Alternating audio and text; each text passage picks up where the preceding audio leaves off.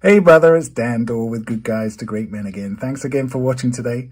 Today I want to talk to you about something that comes up all the time in our coaching conversations and the emails that we get from guys. It's a very simple concept, but it has such a huge impact on relationships, especially in a relationship where it's sexless, or maybe you only have sex, I don't know, once a month or a few times a year, and you really want to improve that. You want to have more of that physical connection. You really want to have more affection and connection and trust and appreciation and safety in your relationship where you can just be yourself.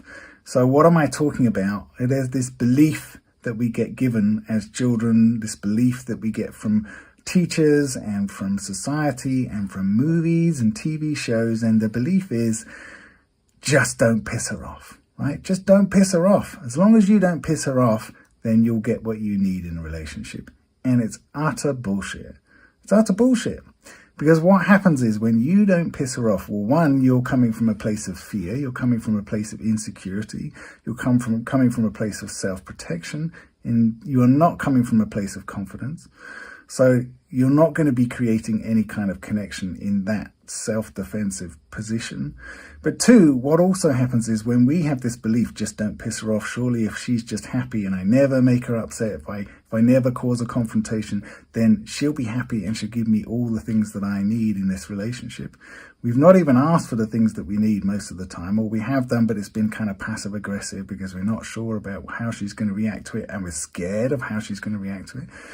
So just don't piss her off ends up becoming an expectation, ends up becoming something that I believe you're also going to do for me. And that's not true. That doesn't happen. When you have this belief that just don't piss her off is how you should treat the other person, you're never gonna go to a certain level of a relationship. You're always going to be kind of dancing around the edges. You need to be able to have the difficult conversations. You need to be able to stand up for what you believe in. You need to be able to be the man that you know you are to be able to create attraction. If you can't stand up to the other person, if you can't possibly have them upset with you in some way or another, you will be expecting them to treat you in the same way. You will get resentful that they don't treat you in the same way. And that'll end up coming out in controlling behavior, manipulative behavior, sulking, brooding, grumpiness, all that kind of stuff. So what do you need to do? How do you show up in your relationship with a strong ability to not worry about pissing somebody else off or to have a different opinion to them? Well, you've got to have a really strong sense of self. And to have a really strong sense of self, you have to be self-reliant. You have to be able to validate yourself. You have to not rely and be dependent on anyone else to tell you that you're a good man, that you have a good loving heart, that you know who you are, know what you want, and you're not ashamed of that. You have to be able to do that stuff for yourself. And most of us can't do that to start with, because we didn't have anybody in our lives to come along and express this and to show us a good masculine role model. A good confident masculine strength is to know I know who I am, is to know I know what values I stand for, is to trust in myself and the value that I have to offer here, because I know the values that are most important for me, that I know the things that I will stand up for in any situation, no matter who's in front of me, whether it be the most important person that I've committed the most to of anybody in my life, which is usually our partner, our marriage or romantic partner.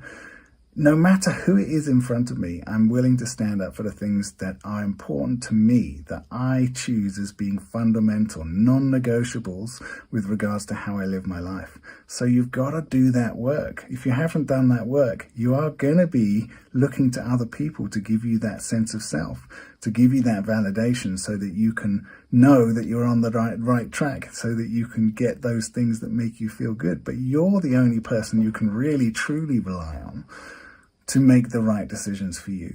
So we're talking about self-reliance. We're talking about self-validation. You can only validate yourself. You can only say, yeah, I know I've been showing up exactly how I want to, if you've done this kind of work. If you're not living your life with the belief that you can't piss off people that are important to you, you have to be willing to do that, because that's fundamental to your self-respect, to your self-worth. That's it for today. Take care, brother. Bye.